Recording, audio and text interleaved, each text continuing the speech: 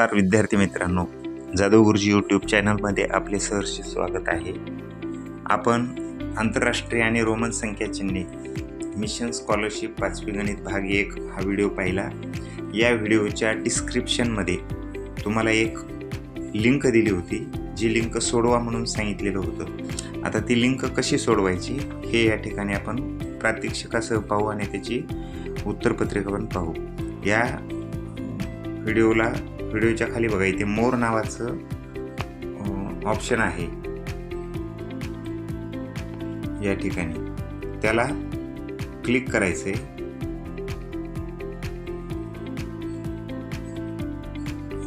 त्यानंतर इथे सरळ दिलेला आहे की हा व्हिडिओ पाहून झाल्यावर खाली लिंक सोडवा। या लिंकला तुम्ही क्लिक करायचं।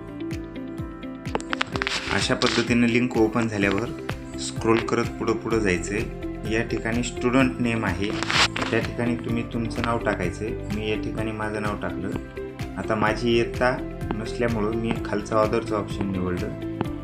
पुढे डिस्ट्रिक्ट नेम म्हणून आहे, ते डिस्ट्रिक्ट नेममध्ये मी परभणी असं सिलेक्ट केलं आणि त्यानंतर पुढे नेक्स्ट नंतर पहिला प्रश्न आहे बघा, रोमन संख्या चिन्हातील सी व एम मधील फरक आंतरराष्ट्रीय संख्या चिन्हामध्ये लिहा। आता बघा, सी म्हणजे 100, आपण पाहिलं होतं बघा, एल सी डी आणि एम। एल म्हणजे 50, सी म्हणजे 100, डी म्हणजे 500 आणि एम म्हणजे 1000। तर इथं सी म्हणजे 100 आलं। इथं परत काय दिलं, एम म्हणजे डायरेक्ट 1000। म्हणजे काय करायचं सांगा, या 1000 आणि 100 या दोघांमधला फरक काढायचा। तर फरक काढत असताना काय केलं जातं, दोघांमधली जी मोठी संख्या असेल त्यामधून छोटी संख्या वजा केली जाते। मोठी संख्या ही एम म्हणजे 1000 आणि छोटी संख्या सी म्हणजे 100, या दोघांची वजाबाकी केली। 1000 मधून 100 गेले तर 900 शिल्लक राहतात आणि या 900चं उत्तर या ठिकाणी आंतरराष्ट्रीय संख्या चिन्हात लिहा म्हटले। तर इथे हे 900 आंतरराष्ट्रीय संख्या चिन्हात आहेत, म्हणून पर्याय क्रमांक 2। पुढे बघा, दुसरा प्रश्न आहे, रोमन संख्या चिन्हातील L C L M D ही संख्या चिन्हे उतरत्या क्रमाने कशी येतील। म्हणजे सगळ्यात मोठं काय आहे हे, आपण एल सी डी जसं टाकलं होतं ना आणि एम शेवट घेतलं होतं, तर इथे एम हे पहिल्यांदा येईल, त्यानंतर एल सी डी मधला डी सी एल हे असेल, तर हा उतरता क्रम तयार होईल आणि याचा पर्याय आहे तिसरा, एम डी सी एल, म्हणून पर्याय क्रमांक 3 हे उत्तर याचं बरोबर आहे। पुढे पहा, प्रश्न तिसरा काय आहे, 5,16,29,301 ही संख्या या ठिकाणी दिलेली आहे, तर ती आंतरराष्ट्रीय संख्या चिन्हामध्ये कशी लिहितात। इथे बघा, पहिल्या ऑप्शनमध्ये ती देवनागरी लिपीत आहे, म्हणून तो पर्याय बाद। दुसऱ्या ह्याच्यात रोमन अंक आहेत, ते कसे दिलेत वगैरे प्रत्येक अंकाप्रमाणे दिलेत, म्हणून हाही पर्याय बाद। चौथ्या पर्यायामध्ये बघा, हा 0 हा मराठीमध्ये दिलेला आहे म्हणजे देवनागरी लिपीत, आणि इथला 2 हा पण देवनागरी लिपीत आहे। फक्त हा पर्याय तिसरा जो आहे तो पूर्णपणे आंतरराष्ट्रीय संख्या चिन्हात असल्यामुळं हा पर्याय क्रमांक याचं योग्य उत्तर आहे। पुढे बघा, चौथा प्रश्न आहे, एल अधिक सी भागिले एक्स वजा व्ही। आता ही जी पदावली आहे ती पदावली सोडवत असताना काय लक्षात घ्यायचं, इथं कंचे भागू बेव हे सूत्र वापरायचं। म्हणजे कंस असेल तर तो सोडवायचा, नंतर भागाकार गुणाकार आणि नंतर बेरीज वजाबाकी। तर याच्यामध्ये मध्ये जो आलेला आहे ती भागाकार क्रिया आहे, म्हणजे सी भागिले एक्स, सी म्हणजेच 100 आणि भागिले एक्स म्हणजे 10। तर हे याचं उत्तर किती येईल, 100 भागिले 10चं उत्तर येणार 10। मग एल म्हणजे किती आहे, 50 अधिक या एवढ्याचं उत्तर आले, म्हणजे एवढ्याचं उत्तर 10 आणि वजा व्ही म्हणजे 5। आता बघा, 50 आणि 10 60 वजा 5 बरोबर 55। मग 55 हे रोमन अंकात लिहित असताना एल म्हणजे 50 प्लस 5 म्हणजेच एल व्ही हे अशा पद्धतीचा ऑप्शन येईल, म्हणून पर्याय क्रमांक ह्याचं 3 हे योग्य उत्तर आहे. पुढचा 5वा प्रश्न पाहूया. 5,600 ही संख्या, इथे बघा महत्वाचं गोष्ट, पावणे हा शब्द कसा तयार होतो बघा. पावणे ह्याची थोडीशी फोड करूया. पाव अधिक उणे म्हणजेच पावणे. म्हणजे पाव उणे म्हणजे उणे म्हणजे काय, कमी असणं. म्हणजे पाव भाग कमी आहे कशाला, 600 व्हायला. म्हणजे 600 झालेत का, नाही झाले. पाव भाग म्हणजे शेकड्याचा पाव भाग म्हणजे 25. म्हणजे बघा 600 होण्यासाठी पाव भाग कमी आहे, शेकड्याचा पाव भाग म्हणजे 25. हे वजा केले तर उत्तर किती येईल, 75. 575 हे उत्तर आलं. आणि हे मग देवनागरी लिपीमध्ये कसं लिहितात तर 575. या ठिकाणी हा पर्याय. बऱ्याच जणांना 5,600 म्हटलं की 675 येतात की काय असं वाटतं, कारण 600 पूर्ण झालेले नसतात. पुढे पाहूया 6वा प्रश्न. 5,700 या संख्येतील 7ची स्थानिक किंमत आंतरराष्ट्रीय संख्या चिन्हात कशी लिहितात. आताच आपण काय बघितलंय, 7,000 पूर्ण व्हायचे म्हणजे पावने म्हणजे पाव भाग कमी आहे कशाला, 7,000 व्हायला. म्हणजे हजाराचा पाव भाग म्हणजे 250.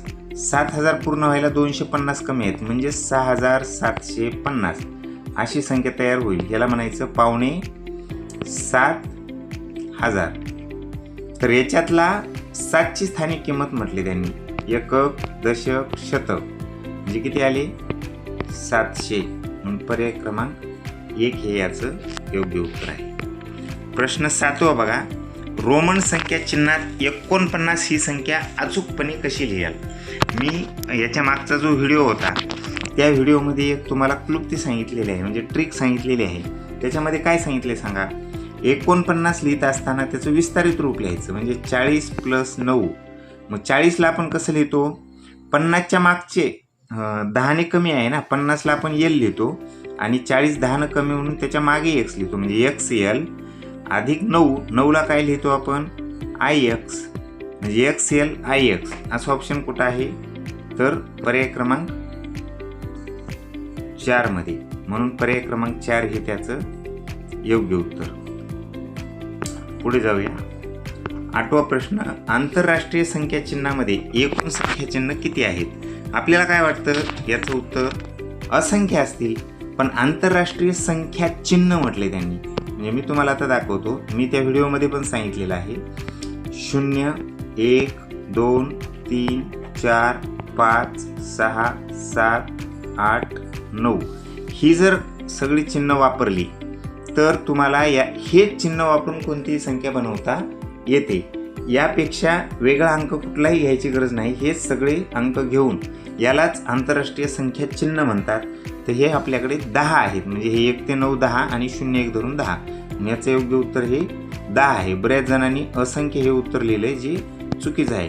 आंतरराष्ट्रीय संख्या एकूण किती होऊ शकतात असं विचारलं तर ते असंख्य येईल. पण इथं म्हणजे तुम्ही व्हिडिओ नीट बघा, काळजीपूर्वक बघा, कारण एक एक प्रश्न आपल्याला महत्त्वाचा आहे. म्हणून याचा पर्याय क्रमांक 2 हे उत्तर येईल 10. इथे बघा प्रश्न 9वा काय दिलेला आहे. x म्हणजे कंसात x अधिक v कंस बंद गुणिले l. आता x अधिक v करत असताना आपल्याला सूत्र काय मगाशी सांगितलं होतं मी, कंचे भागू बेव. म्हणजे काय करायचं, अगोदर कंस सोडून घ्यायचा, त्यानंतर भागाकार गुणाकार, नंतर बेरीज वजाबाकी. तर आता ह्याच्यात आपल्याला काय करावं लागेल, अगोदर कंस सोडवायचा. म्हणजे x अधिक v म्हणजेच किती आले 15. x म्हणजे 10, v म्हणजे 5. 10 ची 5 ची बेरीज 15 गुणिले l म्हणजे किती आहेत 50. आता ह्या दोघांचा गुणाकार केला, 15चा आणि 5चा जर गुणाकार केला तर 15 5 75 आणि हा 0 जो आहे तो जशाला तसा पुढे देऊन टाकायचा. म्हणजे उत्तर येणार 750. तर इथं 750 कोणता ऑप्शन आहे बघा. पहिलं 260 आहे, दुसरं 750, 100 आणि खाली जे दिलेलं आहे हे म्हणजे 15 आणि l अशा पद्धतीची संख्या होऊ शकत नाही. म्हणून पर्याय क्रमांक 2 हे त्याचं योग्य उत्तर आहे. 10वा प्रश्न बघा. मुकुंदने 10 रुपये किमतीच्या 4 पेन 10 रुपये किमतीचे 4 पेन म्हणजे 10 गुणिले 4 40 रुपये झाले.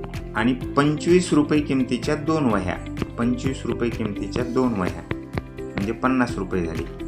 यांची जर बेरीज केली तर 90 रुपये होईल. तर मुकुंदची एकूण खरेदी किती, तर 90 रुपये. आपण हे उत्तर काढलेलं आहे. मग आता इथं पर्यायामध्ये कसं लिहायचं आहे बघा. पहिला पर्याय XC म्हणजे 100ला 10 कमी, म्हणजे पहिल्या पर्यायामध्ये बघा C म्हणजे 100 आणि त्याच्या मागे X दिले म्हणजे 10 कमी म्हणजेच 90.